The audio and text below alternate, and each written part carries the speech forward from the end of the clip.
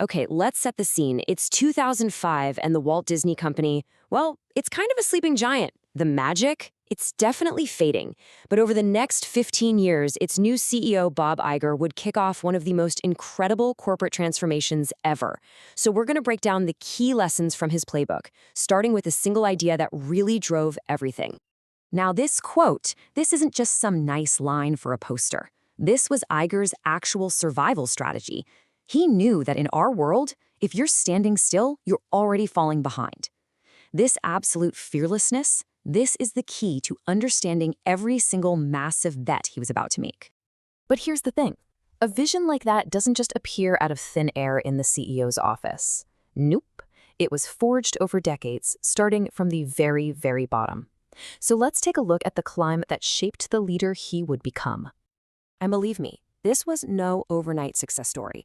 Iger's whole journey kicked off with grunt work at ABC way back in 1974.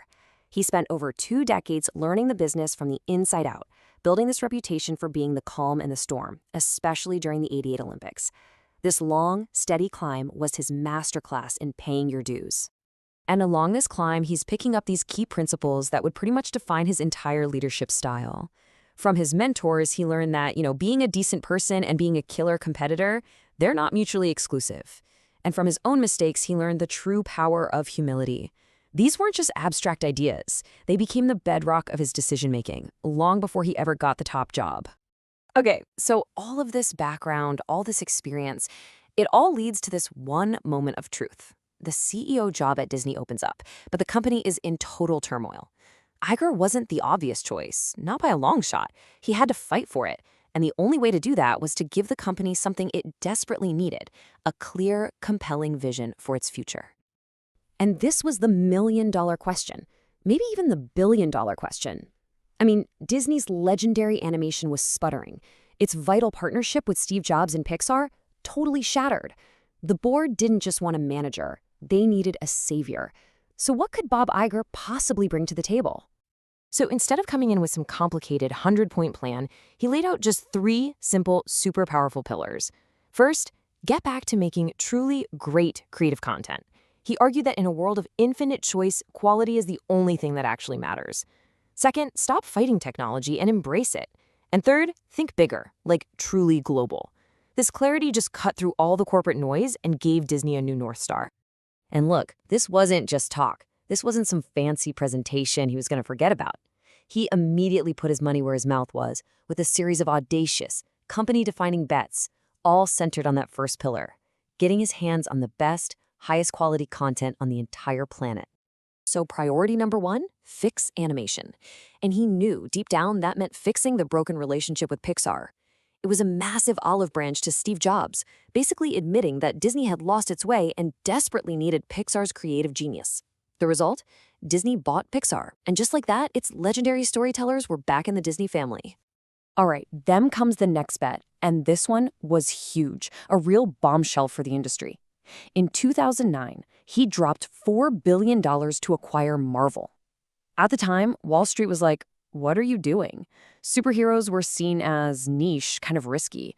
But Iger saw what they didn't. A universe of stories that could fuel movies, theme parks, and merchandise for decades to come. And just when you think he can't possibly top that, Iger makes the biggest bet of his entire career, a staggering $52.4 billion for 21st Century Fox. Now, this wasn't just about grabbing more characters like the X-Men. No, this was a strategic power move. This was about acquiring an arsenal of content, an arsenal he knew he needed to take on the big one, Netflix. So if you look at it all laid out, you can really see the genius of the strategy unfolding. Each acquisition was a super deliberate move. Pixar, that was about fixing the creative soul of the company.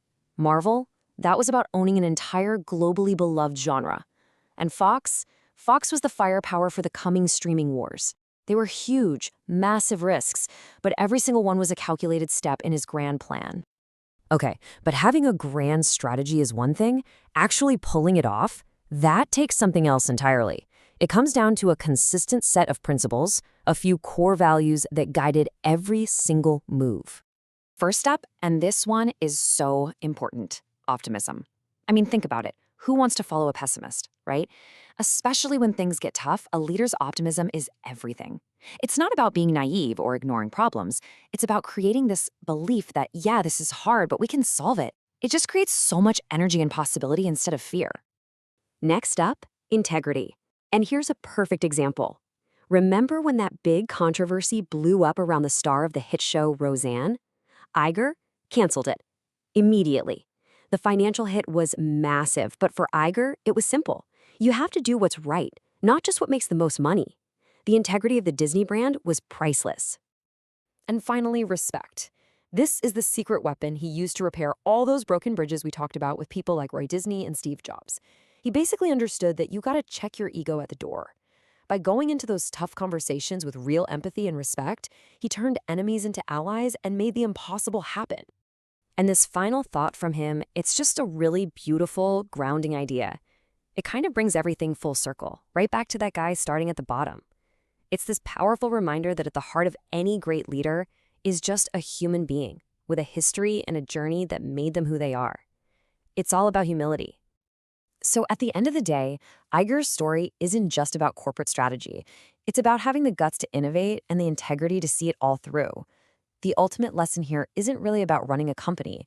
It's about navigating your own path. So the real question he leaves us with is, what's going to be the ride of your lifetime?